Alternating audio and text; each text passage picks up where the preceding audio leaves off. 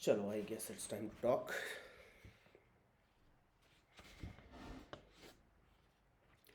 Okay. चलो. Okay, let's start.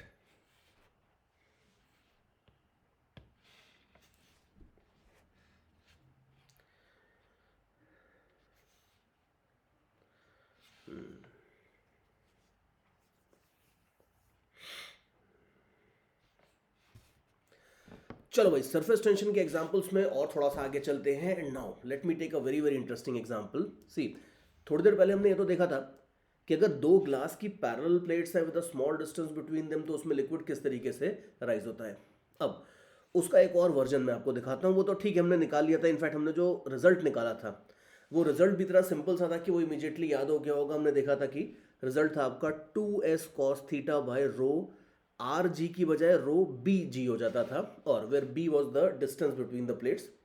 उसी का अब मैं एक और इंटरेस्टिंग वेरिएशन आपको दिखाता हूँ. देखो, अब की बार सिचुएशन ये है कि मेरे पास दो वर्टिकल प्लेट्स तो हैं, बट ये दोनों प्लेट्स मैं एक दूसरे के पैरेलल नहीं रखने वाला हूँ. इन दोनों प्लेट्स के बीच में मैं थोड़ा सा ऐसे एंगल रख दूंगा. अब ये तो मैंने ऐसा 30 डिग्रीज दिखा दिया, इतना नहीं, 1-2 डिग्री का छोटा सा एंगल रख दूंगा. और वो एंगल रखने का एक प्रैक्टिकल तरीका होता है, एंगल मेंटेन करने का एक प्रैक्टिकल तरीका वो होता है जो मैंने अभी आपको फिगर में दिखाया है. कि ये लोग दो ग्लास प्लेट्स लेते हैं और एक साइड पे एक मैच स्टिक लगा देते हैं. Now you know that match sticks are not very thick, और दूसरे साइड पे ये प्लेट्स जस्ट सिंपली टच करती रहती हैं.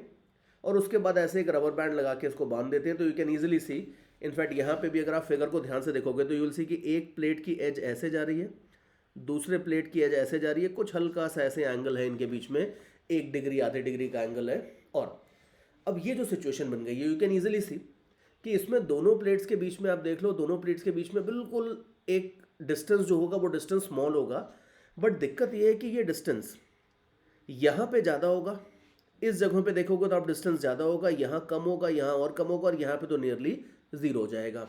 तो बात यह है कि सिचुएशन अब की बार ऐसी है कि मेरे पास दो वर्टिकल प्लेट्स हैं, दोनों एक दूसरे के एग्जैक्टली पैरेलल नहीं है, थोड़े से एंगल के ऊपर है. And we will try to find out कि इसके अंदर लिक्विड की राइज किस तरीके से होती है. और हम लास्ट में इसमें एक मैथमेटिकल डेरिवेशन टाइप की बनाएंगे इसमें डेफिनेटली, बट उसके पहले समझ लेते हैं कि सिचुएशन क्या है और क्या हो रहा है. देखो, ये हमें क्लियर है कि अगर दो प्लेट्स के बीच का डिस्टेंस कम होता है तो राइज ज़्यादा होती है, हाइट ज़्यादा होती है. अब यहाँ पे हमें पता है कि इन जगहों के ऊपर डिस्टेंस कम होगा प्लेट्स के बीच का. जैसे जैसे आगे जाओगे प्लेट्स के बीच का डिस्टेंस बढ़ता जाएगा, तो ऑब्वियसली यहाँ पे अगर आप देखोगे तो liquid will rise to a higher level, और पीछे जाओगे तो it will rise to a still higher level. और जैसे जैसे आगे जाओगे जो राइजिंग है उसका लेवल, वाटर लेवल जो है वो वाटर लेवल कम होता जाएगा. और हमारा टास्क यहाँ पे बड़ा इंटरेस्टिंग है. आई विल नॉट से कि सिंपल है, आई जस्ट से कि टास्क हमारा बड़ा इंटरेस्टिंग है. इंटरेस्टिंग ये है कि चलो इसमें एक जनरल काम करके देखते हैं. मान लेते हैं कि ये इस तरीके से वाई एक्सिस है, और जिस लेवल के ऊपर पानी था, यू कैन सी कि पानी का लेवल रफली ये था. तो ये लेवल जो पानी का था इसको एक्स एक्सिस बोल देते हैं. जहाँ पे प्लेट्स दोनों मिल रही हैं उसको वाई एक्सिस बोल देते हैं. और यू कैन ईजिली सी कि अगर एक्स और वाई बना दो तो यू कैन ईजिली सी कि ये कुछ ऐसा कर्व जैसा दिख रहा है. ये जो चीज़ है पानी की सरफेस है, ये बिल्कुल बढ़िया एक कर्व जैसा दिख रही है. और हमें पता है कि किसी भी कर्व की इक्वेशन अगर निकाल लो तो उसकी पूरी कुंडली आपके हाथ में आ जाती है. You know everything about that. तो हम बिल्कुल सीधा, बिल्कुल we will be directly aiming at the stars. हम सीधा ये करेंगे कि ये जो कर्व बन रहा है, पानी की सरफेस जिस जिस तरीके से राइज हो रही है उसका जो कर्व बन रहा है, इस कर्व की इक्वेशन हम निकालेंगे. That means y as a function of x क्या होता है, ये हम निकालने वाले हैं. ये हमारा टारगेट है. तो finally I will state the target once more. Target अपना ये है कि दो प्लेट्स हैं, दोनों वर्टिकल प्लेन में है, दोनों के बीच में एक हल्का सा एंगल थीटा है. लिक्विड में डिप कर दिया गया है, लिक्विड राइज करेगा, और लिक्विड की जो सरफेस होगी यहाँ पे प्लेट्स के बीच में, ये जो सरफेस होगी, ये सरफेस एक कर्व बनाएगी, और इस कर्व की इक्वेशन अपने को निकालनी है. ये हमारा टारगेट है. अब क्या करेंगे, कैसे करेंगे, देखते हैं. वैसे अगर आप देखो तो ये जो मैंने आपको पिक्चर दी है, ये पिक्चर तो एक्चुअल पिक्चर है, एक्चुअल फोटोग्राफ है. And you can easily see कि एक बड़ा बढ़िया प्रॉपर कर्व तो बन रहा है यहाँ पे. और अब इस कर्व की मैथमेटिकल इक्वेशन निकालने के लिए ऑब्वियसली हमें सारा फिगर विगर दोबारा बनाना होगा. Will do all the mathematical calculations there. तो now let me take you to another picture. और यहाँ पे मैंने जो सिचुएशन है उसको अपने तरीके से बना रखा है. यहाँ पे आप देख लो कि ये सिचुएशन में एंगल मैंने दिखा दिया यहाँ पे. अब देखने में तो यू कैन क्लियरली सी कि एंगल लगभग 15 डिग्री का लग रहा है. एंगल इतना ज़्यादा एंगल नहीं है, बट जस्ट हम एग्जाजरेट इस वजह से करते हैं so that everybody can see everything clearly. और यहाँ पे आप देख लो कि यहाँ जो लिक्विड राइज होगा उसकी सरफेस को मैंने बहुत प्रॉपर शेप थोड़ा मैग्नीफाई करके बनाऊंगा, चौड़ा करके बनाऊंगा तो वो दिखती भी है साफ साफ। जो लिक्विड राइज करेगा उसकी सरफेस अगर आप देखोगे तो ये सरफेस कुछ इस तरीके से होगी, ऐसे ये जो ग्रीन कलर से मैं शेड कर रहा हूँ इस तरह की सरफेस बनेगी। और हमें जो पीछे वाली प्लेट है, यू कैन सी कि आगे वाली प्लेट और पीछे वाली प्लेट में कोई बहुत ज़्यादा डिफरेंस नहीं है, हल्का सा ही डिफरेंस है। तो जो पीछे वाली प्लेट है उसके अलोंग मैंने एक्स एक्सिस और वाई एक्सिस ले लिया और हम बेसिकली ये निकालने वाले हैं कि ये जो कर्व बन गया है यहाँ पे, इस कर्व की इक्वेशन क्या है हम ये निकालेंगे। ऑल्दो अंडरस्टैंड दैट कि जो अंदर वाला कर्व है और जो ये बाहर वाला कर्व है इनमें कोई बहुत ज़्यादा डिफरेंस नहीं है। हमें आइडियली तो इसके जो बीच में लाइन जा रही है उसकी इक्वेशन निकालनी चाहिए हमें, लेकिन अप्रॉक्सीमेटली बहुत स्मॉल ही थिकनेस है तो कोई बहुत ज़्यादा फर्क पड़ेगा नहीं। And we will try to calculate the equation of this curve. अब ये इक्वेशन ऑफ कर्व कैसे निकालेंगे इस पे आते हैं। देखो this is not going to be as difficult as it looks. इसमें आई विल अगेन रिकमेंड कि वैसे तो खैर ये स्टैंडर्ड डेरिवेशन होती है बट बहुत सारी बुक्स ने, एरोडोम ने और बहुत सारी और बुक्स ने इसे एक प्रॉब्लम के फॉर्म में दे रखा है। तो आप भी इसे जरा थोड़ी देर के लिए प्रॉब्लम की तरह ट्रीट करो। पहली बार आई विल टेल यू, जब मैंने पहली बार ये प्रॉब्लम देखी थी तो मुझे कुछ समझ में नहीं आया था कि यार ये क्या पूछ रहे हैं, तो कुछ अलग ही चीज़ निकल के आ गई and I was completely confuse. और बहुत टाइम तक तो मैंने मतलब प्रॉब्लम देखी, 2-4 बार ट्राई करी, मतलब समझ में नहीं आ रहा था कि स्टार्ट कैसे करेंगे। और फिर उसके बाद घूम फिर के मैंने छोड़ दी। 2-3 महीने तक see being a teacher I can't ask my doubts very readily. मैं किससे डाउट पूछूंगा। तो टीचर्स का क्या होता है कि अगर हमें कोई डाउट आता है तो हम महीनों लगे रहते हैं और उसके बाद फाइनली कहीं ना कहीं किसी बुक में या किसी दिन मतलब भगवान की कृपा हो गई तो आइडिया आ जाता है कि यार ये ऐसे सॉल्व होगा करके। कई बार जो हमारे खतरनाक वाले डाउट्स होते हैं वो कई महीने बाद सॉल्व होते हैं। This was one of them. बहुत टाइम तक तो मैंने ऐसा नहीं कि कंटिन्यूसली 3 महीने सोचता रहा, लेकिन फिर भी कभी सोचा कभी ऑफ छोड़ दिया। फिर काफ़ी टाइम बाद मैंने जब देखा इसको तो फिर मुझे फाइनली क्लिक किया कि इसको किस तरीके से सॉल्व करेंगे। उसके कुछ टाइम बाद मुझे सॉल्यूशन वगैरह भी मिल गए इसके, तो वो भी मैंने चेक किया and I check that my idea was right. और तो ये ऐसी प्रॉब्लम नहीं है जो एकदम से क्लिक कर जाएगी, बट फिर भी you are a brilliant student तो डेफिनेटली आई विल रिकमेंड कि आप एक बार ट्राई करके तो जरूर देखो। और वीडियो को पॉज कर दो, 10 मिनट लो, 15 मिनट लो, 10 दिन लो, वो आपके ऊपर है, कोई दिक्कत नहीं है। आप इसको थोड़ा थोड़ा ट्राई करके देखते रहो। अगर कुछ आइडिया आता है और खुद से अगर आप इसे बना लेते हो तब तो खैर बहुत ही बड़ी बात हो जाएगी। लेकिन अगर नहीं भी बना पाते तो हमारा टारगेट भी नहीं है बिल्कुल प्रॉब्लम को बना लेने का, लेकिन नहीं भी बना पाते तो एटलीस्ट थोड़ा सा सोचने का आइडिया लगेगा। You will be able to understand the solution better if you give it a thought seriously, if you give it a thought before you look at the solution. तो ये सब आप खेल लो पहले, उसके बाद फिर ये वीडियो को रीस्टार्ट करना और फिर देख लेना कि इसका स्टैंडर्ड डेरिवेशन कैसा होता है। और बाकी ध्यान रखना that this is a very very standard derivation. आपको सरफेस टेंशन की जितनी थोड़ी अच्छे लेवल की बुक्स हैं सब में पैरेलल प्लेट्स के बीच में कितनी राइज होती है मिल जाएगी डेरिवेशन, इंक्लाइन प्लेन्स के बीच में कितनी राइज होती है ये भी डेरिवेशन मिल जाएगी। बहुत सारी और डेरिवेशंस मिल जाएंगी जो जेई कोर्स के बाहर भी हैं। बट चलो इसको तो देखते हैं इसको किस तरीके से हैंडल किया जाता है। लेट मी शो यू क्या करते हैं इसमें। सबसे पहले तो आप याद करो कि अगर 2 पैरेलल प्लेट्स होती थी तो हमने देखा था कि 2 पैरेलल प्लेट्स के बीच में जो लिक्विड राइज होता था इसकी हाइट होती थी 2s cos theta by rho g into b, where b was the distance between the plates। हम इस फॉर्मूले को यूज करने वाले हैं। हम थोड़ा सा अप्रॉक्सीमेशंस करेंगे यहाँ पे। हम ये कहेंगे कि अगर हमें ये गिवन है कि दोनों प्लेट्स के बीच का एंगल स्मॉल है तो ठीक है, हम मानते हैं कि ये प्लेट्स बिल्कुल पैरेलल नहीं है एग्जैक्टली, अदरवाइज तो प्रॉब्लम ही खत्म हो जाएगी। लेकिन फिर भी अगर मान लो सपोज मैं इसके जरा से सेक्शंस ले लेता हूँ इस तरीके से, तो ये जरा से सेक्शंस जो होंगे उसके ऊपर मैं अप्रॉक्सीमेटली ये फॉर्मूला लगा के हाइट निकाल सकता हूँ कि by what height the liquid is going to rise.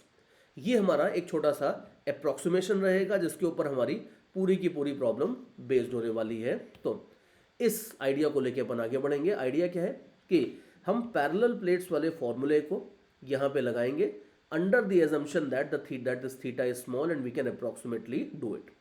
अब ये क्या होगा और कैसे करेंगे ये जरा मैं आपको करके दिखाता हूँ।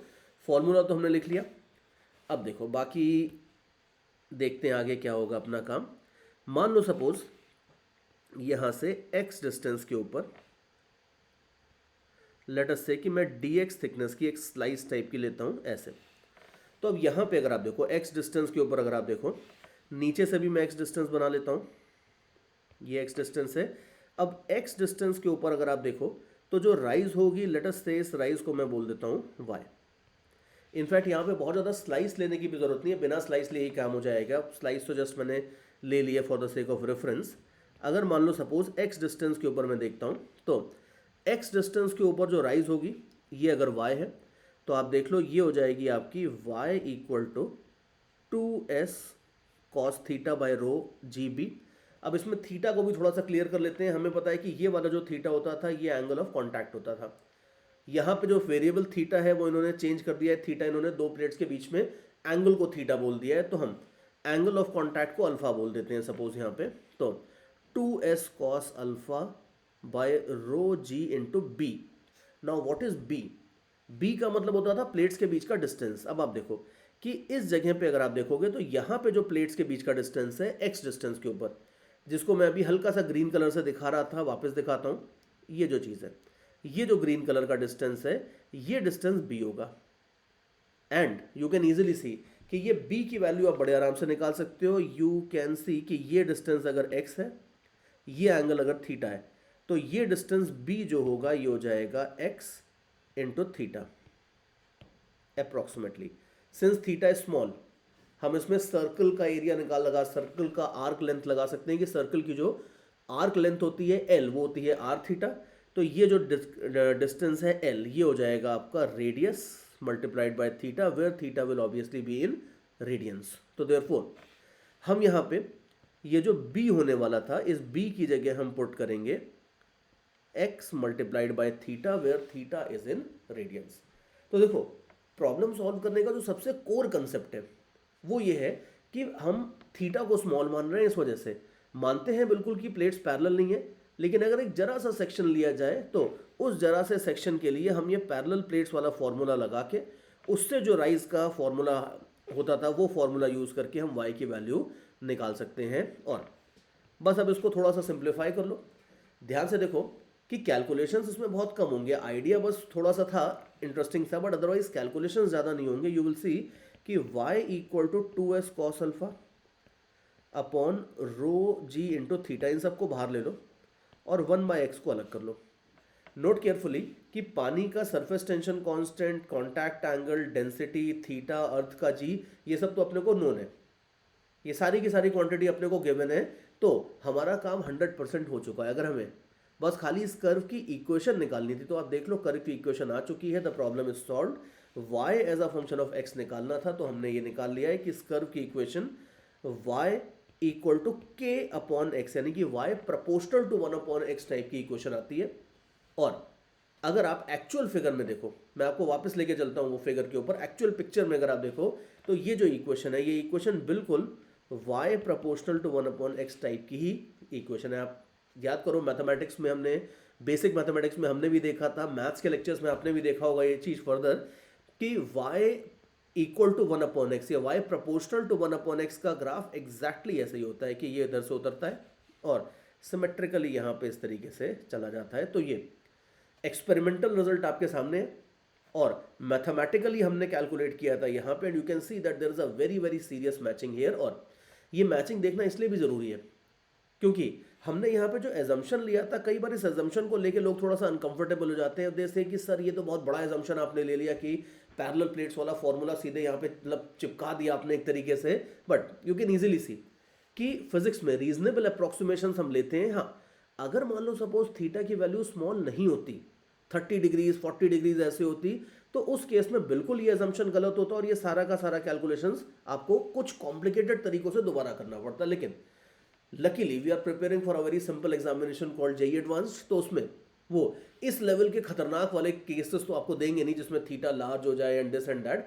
इनफैक्ट वो यही वाली डेरिवेशन के ऊपर बेस्ड क्वेश्चन दे देंगे, तो भी बहुत सारे बच्चे तो ये चीज़ भी नहीं कर पाएंगे। बट अगर आपने इसकी थ्योरी देखी है यहाँ पे तो आपको अब इसमें आप देख लो कोई ज़्यादा मुश्किल नहीं पड़ेगी, बिकॉज सारा का सारा पॉइंट यही था कि इस रिजल्ट को आप यहाँ पे यूज़ कर सकते हो। ये मेन पॉइंट था जो मैं बोल रहा था कि मैं काफ़ी टाइम तक इस क्वेश्चन को ट्राई कर रहा था। When I was of your age I was not able to solve it and so on and so forth for a long time.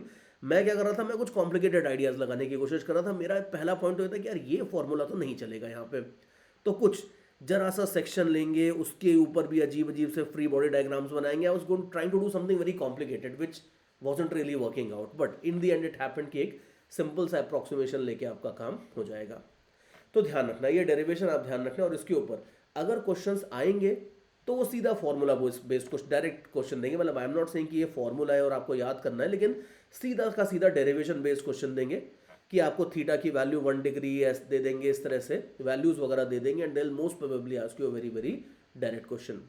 हालांकि बाकी अब आप देखो तो इसमें आप बहुत सारे कैलकुलेशंस खुद भी कर सकते हो। अब जैसे मान लो इसमें आपको ये पूछते हैं कि बताओ जितना पानी राइज होगा इसमें, उस पानी का मास कितना होगा। तो आप देख लो कि आपको area under the curve, volume वगैरह निकालना आता है। तो अगर आपको ये वाला वॉल्यूम निकालना है तो इट्स नॉट वेरी डिफिकल्ट। इस पानी का वॉल्यूम निकालना है तो इंटीग्रेशन से आप इसका वॉल्यूम निकाल सकते हो। कर्व की इक्वेशन अगर आपके पास आ गई तो आगे वॉल्यूम निकालना हो, इधर उधर की कुछ चीज़ें और कैलकुलेट करनी है, तो it's not going to be very very difficult. वो सारी चीज़ें आप कर सकते हो। लेकिन मेन बात ये थी कि किस एजम्पशन को लेके इस डेरिवेशन को किया जाता है, ये हमने यहाँ पे देख लिया है। तो another very beautiful case we have seen कि दो हल्की सी इंक्लाइंड प्लेट्स भी होती हैं वर्टिकल प्लेन में, तो उसमें कितना राइज होता है। We have seen this particular thing. और आगे लेके चलता हूं मैं आपको। अभी देखो इसके आगे, let me show you, give you another very very important derivation. See हमने क्या क्या देख लिया है प्लेट्स में। दो पैरेलल प्लेट्स के बीच की राइज हमने देख लिया है, दो हल्का सा इंक्लाइंड प्लेट्स के बीच की राइज ये भी हमने देख लिया। लेकिन अगर मान लो सपोज लिक्विड है और उसके अंदर अगर आप एक सिंगल प्लेट लगा दो, दो प्लेट लगाओ ही मत, एक ही वर्टिकल प्लेट लगा दोगे, तो भाई थोड़ा बहुत राइज तो इसमें भी होता है।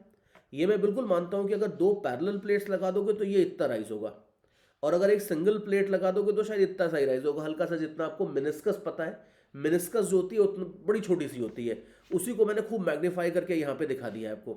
लेकिन हमारा टास्क ये है कि अगर मान लो सपोज पानी के अंदर मैंने एक सिंगल वर्टिकल प्लेट भी लगा दी है, तो इस डेरिवेशन में अपन देखेंगे कि उस सिंगल वर्टिकल प्लेट के अंदर कितना हाइट तक पानी राइज होता है। तो हम टारगेट जो है वो क्लियरली लिख लेते हैं।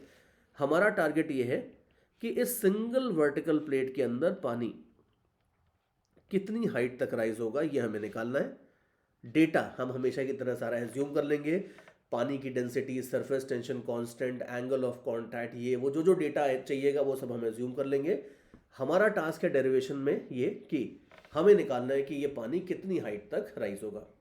और अब देखो क्या करेंगे, इसको किस तरीके से कैलकुलेट करेंगे। This is a very very interesting derivation, because ये थोड़ा बाकी डेरिवेशन से अलग ही तरीके से चलती है। सी हम इसको इस तरीके से सॉल्व करने वाले हैं कि हम पानी का ये वाला पार्ट लेंगे जितना मैं अभी आपको ग्रीन कलर से दिखा रहा हूं, और इतने पानी का हम फ्री बॉडी डायग्राम बनाने वाले हैं। ये हमारा प्लान है। ये जो पानी है, इस पानी का हम फ्री बॉडी डायग्राम बनाने वाले हैं, ये हमारा प्लान है।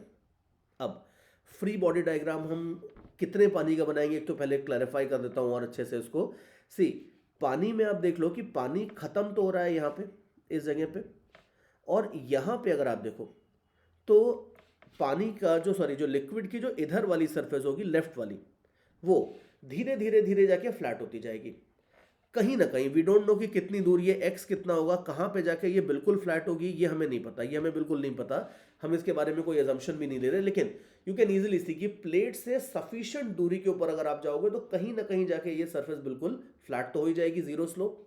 तो जहां पे जीरो स्लोप होता है वहां से लेके वहां से स्टार्ट करके प्लेट तक के बीच में जितना पानी आ रहा है इस रीजन में, हम इतने पानी का फ्री बॉडी डायग्राम बनाएंगे। तो सबसे पहले ये बिल्कुल क्लियर होना चाहिए कि भाई किसका फ्री बॉडी डायग्राम बन रहा है। कई बार मैंने देखा है पूरी की पूरी डेरिवेशन कर डालते हैं बच्चे, उसके बाद फिर फाइनली उनसे पूछो कि यार फ्री बॉडी डायग्राम किसका बना रहे थे, then they are like confuse कि वो सरफेस का बना रहे थे या इसका बना रहे थे या उसका बना रहे थे। हम पूरे के पूरे पानी का फ्री बॉडी डायग्राम बनाएंगे, दैट जो मैंने अभी दिखाया था, पॉइंट नंबर 1। अब देखो कि इस पानी के ऊपर फोर्सेस कौन कौन से लगेंगे वो जरा अपन लिस्ट करके देखते हैं। सी एक बात तो आप देखो कि यहां पे जो सरफेस टेंशन का फोर्स है, जरा उसको ड्रॉ करता हूं। यहां पे जो सरफेस टेंशन का फोर्स है ये हो जाएगा S multiplied by L। L क्या चीज है? L का मतलब वही है जो हम वैसे देखते थे कि मतलब ये जो प्लेट है, प्लेट ये जो पूरी सिचुएशन है, इस सिचुएशन को मैं साइड से देख रहा हूं। तो अगर आप वैसे देखोगे तो जो प्लेट होगी वो कुछ इस तरीके से होगी यूं, और प्लेट की जो ये साइड वाली लेंथ होती है, मतलब जिसको हम स्क्रीन के परपेंडिकुलर वाली लेंथ बोलते हैं, वो लेंथ अगर मान लो L है तो S इंटू L तो फोर्स लगेगा ऊपर से इस डायरेक्शन में। एक बात ठीक है, एक फोर्स तो ये हो गया। दूसरा आप देखो यहाँ से थोड़े थोड़े एटमॉस्फेरिक प्रेशर जो है, एटमॉस्फेरिक प्रेशर पी नॉट है, ये एटमॉस्फेरिक प्रेशर का भी कुछ फोर्स लगेगा, ये दूसरा फोर्स हो गया। तीसरा आप देखो कि ये पानी जहाँ पे ये सरफेस जहाँ पे ख़त्म होती है, जहाँ पे बिल्कुल हॉरिजॉन्टल हो जाती है, उसके बियॉन्ड भी पानी तो है ही, तो उसके बियॉन्ड वाला पानी अपने वाले पानी को, जिस पानी का हम फ्री बॉडी डायग्राम बना रहे हैं, उस पानी को उसके बियॉन्ड वाला पानी भी पुल करेगा, और यहाँ से जो फोर्स होगा ये फोर्स भी हो जाएगा S multiplied by L। You know that पानी की सरफेस के ऊपर जो इस तरह के फोर्सेस लगते हैं, they are given by S multiplied by L। तो हम फ्री बॉडी डायग्राम बना रहे हैं इतने पानी का, तो इतने पानी को रिमेनिंग पानी जितने फोर्स से खींचेगा, ग्लास प्लेट कितने फोर्स से खींचेगी, एटमॉस्फेरिक प्रेशर कितना लगेगा, ये सब तो हम बना चुके हैं। ठीक है, अभी और देखो और कोई फोर्स बच गया है तो वो भी देख लेते हैं। बाकी आप देख लो कि इसके ऊपर ऑब्वियसली mg भी लगेगा, नो डाउट अबाउट दैट, इसका वेट होगा। फिर उसके बाद आप देखो कि नीचे भी आप देख लो, नीचे वाला जो पानी है वो भी अपना कुछ प्रेशर वाला फोर्स लगा के इसको सपोर्ट करेगा। और इधर से आप देख लो राइट साइड से, राइट साइड से ये कांटेक्ट में है अपने वर्टिकल सरफेस के, तो ये वर्टिकल सरफेस और लिक्विड के बीच में जो फोर्स ऑफ इंटरैक्शन होगा, प्रेशर इनटू एरिया टाइप का, वो फोर्स भी लगेगा। तो ये फोर्स आप लिख लो ऐसे न्यू। तो यू कैन सी कि काफ़ी सारे फोर्सेस हैं, और जो पानी का वॉल्यूम है वो एक तो चारों तरफ से घिरा हुआ है, तो हर तरफ से जो प्रेशर वाले फोर्सेस लग रहे हैं वो है इसके ऊपर, पॉइंट नंबर 1।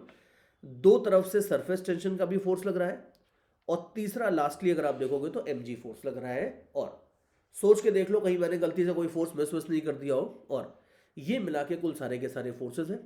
और अब ये सारे फोर्सेस के वेक्टर सम को आपको जीरो करना है, because ultimately everything is stationary, तो vector sum has to be zero.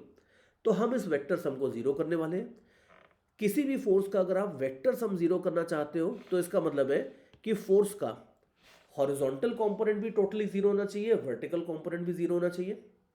अब यहां पे आप एक चीज नोट करो कि हम वर्टिकल फोर्स को अगर जीरो करने की कोशिश करते हैं, मतलब वर्टिकल फोर्स कैलकुलेट करने की कोशिश करते हैं, तो शायद थोड़ी प्रॉब्लम आएगी। प्रॉब्लम ये आएगी क्योंकि वर्टिकल फोर्स में सबसे पहले आपको दिख रहा है कि इधर mg है। अब यार mg को अगर आप देखोगे तो मास हो जाता है डेंसिटी इंटू वॉल्यूम। अब आप खुद ही देख लो कि ये जो अजीब सा पार्ट है, जितना मास हमने लिया है, इस पूरे के पूरे मास का वॉल्यूम निकालना तो कोई आसान बात नहीं है। बिकॉज वॉल्यूम, चलो आप कहोगे कि सर कोई दिक्कत नहीं है, इंटीग्रेशन हमें आता है, हम वॉल्यूम निकाल लेंगे, लेकिन भाई एक बात देखो कि वॉल्यूम तो आप तब निकालोगे ना जब आपको इस कर्व की इक्वेशन पता हो। अब इस कर्व की तो इक्वेशन ही नहीं पता ना भाई, किसी कर्व की इक्वेशन पता होती है तब उसके अंडर में एरिया या उससे एसोसिएटेड वॉल्यूम वगैरह निकाल सकते हो। बट यहां दिक्कत यह है कि यार कर्व की तो इक्वेशन ही नहीं पता, तो देयरफॉर mg निकालना is going to be quite difficult. At least अभी तो लग रहा है कि थोड़ा डिफिकल्ट होगा, और mg जब तक नहीं पता चलेगा तब तक वर्टिकल फोर्स बैलेंस करने से हमारा, मतलब वर्टिकल फोर्स बैलेंस करने की इक्वेशन कंप्लीट नहीं होगी। तो इसका मतलब है कि वर्टिकल फोर्स तो थोड़ा सा मुश्किल लग रहा है बैलेंस करना। हॉरिजॉन्टल फोर्स बैलेंस करके देखते हैं पहले तो। हॉरिजॉन्टल फोर्स मतलब मैं चलो थोड़ा सा जो मिस्ट्री है वो रिवील कर देता हूँ यहीं पे। इस पर्टिकुलर डेरिवेशन में हॉरिजॉन्टल फोर्सेस बैलेंस करके h मिल जाता है, ये बात है। वर्टिकल फोर्स बैलेंस करने की जरूरत ही नहीं पड़ती। तो वर्टिकल फोर्स बैलेंस करना वुड बी क्वाइट डिफिकल्ट, जो हम करेंगे नहीं, और हम हॉरिजॉन्टल फोर्स बैलेंस करके equation, sorry not equation, height की वैल्यू निकाल देंगे। ये हमारा बेसिकली गेम प्लान है। तो चलो अब सीधे हॉरिजॉन्टल फोर्सेस पे फोकस करता हूँ। देखो हॉरिजॉन्टल फोर्सेस क्या क्या होंगे। देखो सबसे पहले तो ये सरफेस टेंशन का जो फोर्स है इसका आप देख लो, इसका तो साइन कॉम्पोनेंट हो जाएगा SL sine theta, very easy. इसका तो कंपोनेंट लेने की भी जरूरत नहीं है दूसरे सरफेस टेंशन फोर्स का, ये तो सीधा का सीधा ऐसे ही लग रहा है, तो ये तो पूरा का पूरा SL यूज हो जाएगा। तो ये दोनों भाई तो अपने बड़े आराम से सेट हो गए, कोई दिक्कत नहीं है। mg को भूल जाओ, ये नीचे वाले जो प्रेशर के फोर्सेस हैं इनको भी भूल जाओ, ये सब वर्टिकल है, इनको भूल जाओ 100%। और इसके बाद क्या बचता है, बचता है एटमॉस्फेरिक प्रेशर का फोर्स। और यहाँ से अगर आप देखोगे तो, सॉरी ये वाला नहीं, ये जो एरोज मैंने बनाए हैं ये प्रेशर वाला जो फोर्स है, ये दोनों फोर्सेस बचते हैं।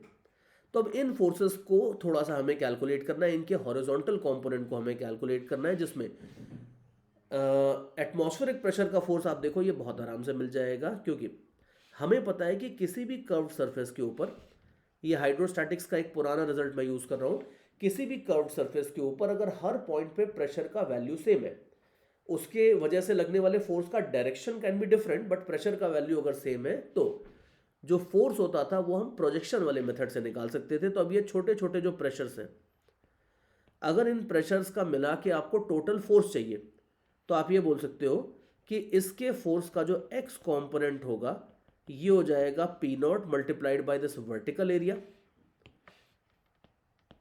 और इसका एक y कंपोनेंट भी होगा जो हमें चाहिए नहीं बट फिर भी लिख देता हूं। ये जो एटमॉस्फेरिक प्रेशर है इसके फोर्स का जो y कंपोनेंट होगा ये हो जाएगा P not multiplied by horizontal area. Horizontal area means ये वाला एरिया। तो लकीली जो हमारी पुरानी हाइड्रोस्टैटिक्स की जो थ्योरम थी प्रोजेक्शन वाली, ये बड़े काम आती है हमारे, और यहाँ पे हम हॉरिजॉन्टल फोर्स तो बड़े आराम से लिख सकते हैं। मैं इसको जरा थोड़ा एक बार अच्छे से लिख के भी आपको दिखा देता हूँ। देखो हॉरिजॉन्टल फोर्स आप देख लो, हॉरिजॉन्टल फोर्स एटमॉस्फेरिक प्रेशर का अगर आप देखोगे तो ये हो जाएगा P not multiplied by vertical area. Vertical area मतलब ये वाला एरिया। अब ये वाला एरिया देख लो अल्टीमेटली रेक्टेंगल होगा, इसकी लेंथ हो जाएगी अपनी ये वाली और इसकी ब्रेड्थ हो जाएगी स्क्रीन के परपेंडिकुलर, विच इज ऑलरेडी हमने उसको एल से डिनोट कर रखा है। तो this will B P not multiplied by H multiplied by L, ये आ जाएगा एफ एक्स।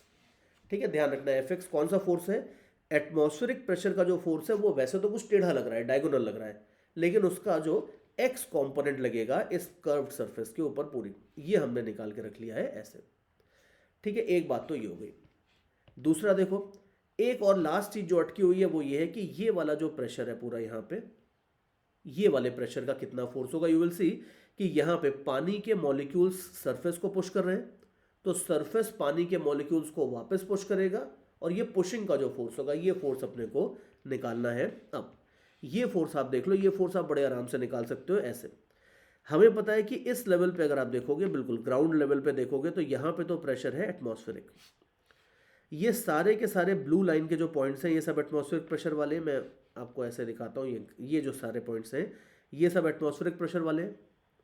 अब यहाँ से अगर आप हाइट y के ऊपर जाओगे, ठीक है, यहाँ से अगर आप हाइट y ऊपर जाते हो तो यहाँ पे एक जनरल हाइट y के ऊपर अगर आप देखोगे तो प्रेशर हो जाएगा atmospheric pressure minus rho g y, because किसी भी स्टेशनरी लिक्विड के अंदर अगर आप किसी सरफेस को क्रॉस करते हो तो वो सरफेस टेंशन वाला इफेक्ट लेना होता है, लेकिन अगर आप बिना सरफेस क्रॉस किए बस लिक्विड के अंदर ही अंदर चलते जा रहे हो तो जो प्रेशर, अगर आप ऊपर जा रहे हो तो pressure will drop by an amount rho g y. तो यू विल सी कि ये जो पूरी वर्टिकल सरफेस है इसके ऊपर प्रेशर एटमॉस्फेरिक प्रेशर से कम होगा, और जैसे जैसे ऊपर जाओगे ये और कम होता जाएगा। तो देयरफॉर एक जनरल हाइट y के ऊपर प्रेशर हो जाएगा इतना, और हमें पता है कि किसी भी वर्टिकल सबमर्ज सरफेस के ऊपर फोर्स निकालने के लिए हमारे पास हाइड्रोस्टैटिक्स की एक और थ्योरम होती थी। याद करो कि किसी भी वर्टिकल, क्या वर्टिकल जाने दो इंक्लाइंड भी होती है अगर, तो फर्क नहीं पड़ता, किसी भी प्लेन सरफेस के ऊपर अगर आपको हाइड्रोस्टैटिक फोर्स चाहिए तो हम देखते थे प्रेशर एट सेंट्रॉइड या pressure at centre of mass multiplied by complete area, ये कर देते तो हमें फोर्स मिल जाता था। और उसको बस थोड़ा सा हमने रिवाइज हल्का सा किया है कि प्रेशर अगर लीनियरली चेंज हो रहा है तो वो थ्योरम वैलिड रहती थी, एटसेट्रा एटसेट्रा। तो अगर हमें इस वर्टिकल सरफेस की वजह से फोर्स चाहिए तो ये सिंपली हो जाएगा pressure at centroid multiplied by area. अब आप देख लो कि ये वाला जो सरफेस है जिसको मैं ग्रीन कलर से दिखा रहा हूं, इसकी हाइट है h, तो ऑब्वियसली इसका जो सेंट्रॉइड होगा वो h/2 हाइट के ऊपर होगा। तो अगर हम pressure at centroid multiplied by area कर रहे हैं तो प्रेशर एट सेंट्रॉइड हो जाएगा आपका, ये देख लो, ये प्रेशर का फॉर्मूला है, और इसमें y की जगह मैं बस खाली h/2 रख दूंगा तो मेरा काम हो जाएगा। तो प्रेशर एट सेंट्रॉइड मेरे को चाहिए तो ये हो जाएगा atmospheric pressure minus rho g into h/2, this is pressure at centroid. और एरिया आप देख लो, इस सरफेस का एरिया तो आपको पता ही है, ये हो जाएगा h मल्टीप्लाइड बाय स्क्रीन के परपेंडिकुलर वाला डिस्टेंस विच इज l, तो h मल्टीप्लाइड बाय l, ये हो जाएगा आपके पास फोर्स। तो आप देख लो कि कई सारे फोर्सेस हैं, वर्टिकल फोर्सेस को तो हम हाथ भी नहीं लगा रहे, लेकिन हॉरिजॉन्टल फोर्सेस भी थोड़े से इंटरेस्टिंग है। बट लकीली अब आप देख लो कि हमने सारे के सारे हॉरिजॉन्टल फोर्सेस के को लिस्ट आउट तो एटलीस्ट कर लिया है। और बस अब इनको खाली अरेंज करके इक्वेट करके काम खत्म करने की बारी है अपनी, तो वो कर देते हैं। चलो थोड़ा रफ वर्क वगैरह हटा देते हैं इधर से। और अब आप देख लो कि ये फोर्सेस को हम आगे बैलेंस करने वाले हैं। एक बार समराइज कर लेते हैं कौन कौन से फोर्सेस हैं जो हॉरिजॉन्टल कंपोनेंट देंगे। ये देगा, ये वाला फोर्स है इसका, और ये तो हॉरिजॉन्टल ही है। इसके साथ साथ ये वाला जो था और ये वाला जो था, ये 4 लोग हैं। इन 4 लोगों के हॉरिजॉन्टल फोर्सेस में कॉन्ट्रीब्यूशंस आएंगे। तो अब ये आप देख लो, सबसे पहले जो जो राइटवर्ड फोर्स लगा रहे हैं उनको जरा मैं लिखता हूं। उनमें सबसे पहला नाम आ जाता है आपका एस एल साइन थीटा का। ठीक है, तो नीचे लिखते हैं। चलो सबसे पहले एस एल साइन थीटा लगेगा हॉरिजॉन्टल फोर्स, और इसमें से एस एल सब्ट्रैक्ट होगा क्योंकि ये राइटवर्ड है और ये लेफ्टवर्ड है, तो हम सब्ट्रैक्ट कर सकते हैं। फिर इसके बाद और देखो, ये वाला जो फोर्स था जो हमने इस मतलब ये प्रेशर का जो फोर्स था जो हमने यहाँ निकाल के रखा है, ये फोर्स भी इसको राइटवर्ड पुश कर रहा है, तो इसको भी आप पी नॉट एच एल ऐसे लिख लो। और उसके बाद लास्टली ये वाला जो फोर्स था, ये लिक्विड के ऊपर अगर आप देखोगे तो लिक्विड के ऊपर ये फोर्स लेफ्टवर्ड लगेगा जो हमने इधर निकाल के रखा है। तो इसको आप सब्ट्रैक्ट कर दो इसमें। तो इसको अगर आप सब्ट्रैक्ट कर दोगे, सब कुछ कर लोगे, तो आपके पास आ जाएगा h l P naught minus rho ji h by 2।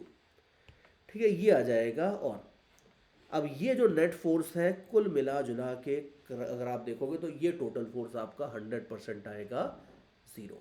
तो इसमें जो जो कैंसिल होता है उसको कैंसिल कर देते हैं। 0 से तो इक्वेट हमने कर ही दिया है। अब आप देख लो, लकीली कई सारी चीज़ें कैंसिल होती हैं। एटमॉस्फेरिक प्रेशर का जो कंट्रीब्यूशन है वो बेचारा हमेशा की तरह कैंसिल हो जाएगा। एल अगर आप देखोगे तो वो निकल के कैंसिल हो जाएगा। मतलब इसके बाद ज़्यादा कुछ बचा नहीं है। क्वेश्चन अच्छा था, मतलब क्वेश्चन नहीं, डेरिवेशन बोलना चाहिए। डेरिवेशन अच्छी है, इंपॉर्टेंट है, लेकिन ऑलमोस्ट हो चुकी है। खाली थोड़े बहुत कैलकुलेशंस बचे हैं which we will be able to finish out quite easily. तो आप देख लो, S L sine theta minus S L, ये चीज़ कैंसिल हो जाती है, plus H L into rho ji H by 2 is equal to 0। ठीक है, ये इक्वेशन बनती है। अब इसमें एल आप देख लो, ये एल भी हमेशा की तरह कैंसिल ही हो जाएगा। और बस अब इसको थोड़ा बहुत सिंप्लीफाई कर लो, मतलब खुद भी सिंप्लीफाई कर सकते हो। अब इसके बाद ज़्यादा मेरी रिक्वायरमेंट बची नहीं है, तो देख लेते हैं। ये हो जाएगा rho ji H square by 2 is equal to S 1 minus sine theta. तो h अगर आप देखोगे तो ये हो जाएगा एच स्क्वायर, अगर आप देखोगे तो 2s 1 minus sine theta divided by rho G. ये आपके पास फाइनली अगर आप देखोगे तो सब कुछ करने के बाद h की वैल्यू आपके पास इतनी आ जाती है। ऑब्वियसली रूट ले लोगे दोनों साइड पे, और एक बार लास्ट में जरूर चेक करके देख लेना चाहिए कि जो हमने आंसर निकाला है it should be in the terms of given parameters. हमें पता होना चाहिए कि क्या क्या चीज़ें हैं। वैल्यूज एस की वैल्यू हमें लिक्विड्स की पता रहती है। ये एंगल ऑफ कांटेक्ट आपका बिल्कुल वही नेचुरल एंगल ऑफ कांटेक्ट है, तो ये भी पता रहता है। और डेंसिटी और जी तो पता ही रहते हैं। तो ये जेई लेवल पे तो आपको फॉर्मूला याद नहीं करना है, लेकिन बियॉन्ड जेई लेवल जब आप सरफेस टेंशन की थोड़ी स्पेशलाइज स्टडी करोगे आईटी वाईटी में जाने के बाद, वहाँ पे आपको ये फॉर्मूला बिल्कुल याद करना होगा। बिकॉज आप सोच के देखो कि बड़ा बेसिक्स था बट बड़ा कोर फॉर्मूला है कि कोई भी वर्टिकल सरफेस को पानी में या किसी भी लिक्विड में सबमर्ज कर दोगे अगर, तो वो लिक्विड कितना राइज करेगा, या मरकरी जैसा लिक्विड है तो वो कितना फॉल करेगा, वो एग्जैक्टली आप इस या अप्रॉक्सीमेटली आप इस रिजल्ट से निकाल सकते हो। अप्रॉक्सीमेटली इसलिए बोल रहा हूँ बिकॉज जेई लेवल पे अपन कहीं ना कहीं अप्रॉक्सीमेशन तो कहीं ना कहीं हो ही जाते हैं, तो वो कर ली होंगे कहीं ना कहीं थोड़े बहुत, बट बहुत ज़्यादा अप्रॉक्सीमेशन भी नहीं किए। और ये रिजल्ट आप देख लो कि ये रिजल्ट हमारे पास फाइनली सब कुछ करके आ जाता है। और लास्ट में you should also see that this rise would be very small, because आप खुद ही देखोगे सरफेस टेंशन कांस्टेंट अपने आप में ज़्यादा नहीं होते। पानी का अगर आप देखोगे तो पानी का सरफेस टेंशन कांस्टेंट आपको पता ही है कि अप्रॉक्सीमेटली 0.072 के आसपास होता है। तो मतलब ये अपने आप में बड़ा भी कर लोगे तो 0.1 टाइप का हो जाएगा, मतलब 10⁻⁻1 के आसपास तो ये है। 1 माइनस साइन थीटा तो कोई ऐसी बड़ी बात है नहीं। और ये आप देखो पानी की डेंसिटी हो जाती है 1000 जी हो जाता है 10।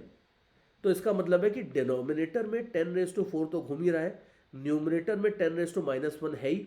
और 1 माइनस साइन थीटा को अगर कंसिडर नहीं भी करते हो तो 10⁻5 का तो माल तैयार ही ऑलरेडी। तो therefore you can easily see that this h square is going to be very very small. तो देयरफॉर हाइट जो होगी, जो राइजिंग होगी, वो राइजिंग कभी भी कोई बहुत ज़्यादा नहीं होती है, काफ़ी स्मॉल होती है. कैपिलरी राइज वगैरह तो फिर भी 5-10 मिलीमीटर हो जाती है, ये अगर आप निकालोगे तो और काफ़ी जरा सी हाइट आएगी. तो लेकिन फिर भी ये जो फाइन इफेक्ट होता है हल्का सा, ये इफेक्ट भी हमने देख लिया है कि एक सिंपल वर्टिकल प्लेट है, उसके अंदर कितना राइज होगा वो हमने निकालना देख लिया है. और आगे चल के ये इस तरह की डेरिवेशन है जिसके एंड में हमें यही बोलूंगा टू बी कंटिन्यूड बोलना चाहिए मुझे कायदे से, बिकॉज इस डेरिवेशन में मैंने आपको जो एक पूरी बड़ी डेरिवेशन होती है जो जेई बियॉन्ड जेई लेवल है, मैंने उसका एक पार्ट आपको जेई लेवल पे करा दिया है जो जेई लेवल में आता है कि ये कितना हाइट कितना आएगा वो हमने देख लिया है.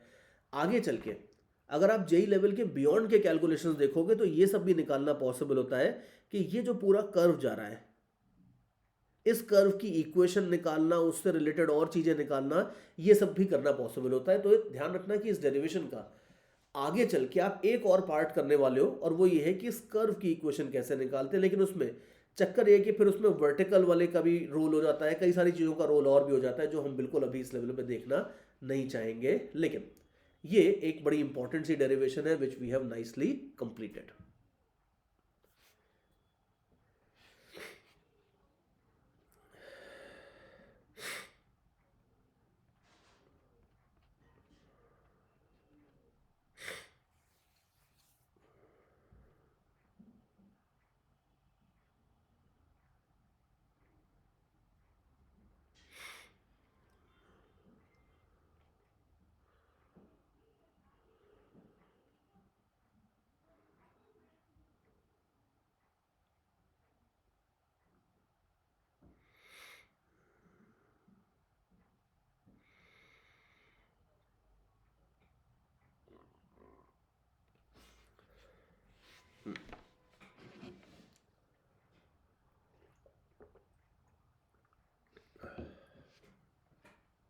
ओके, चलो और आगे चलते हैं.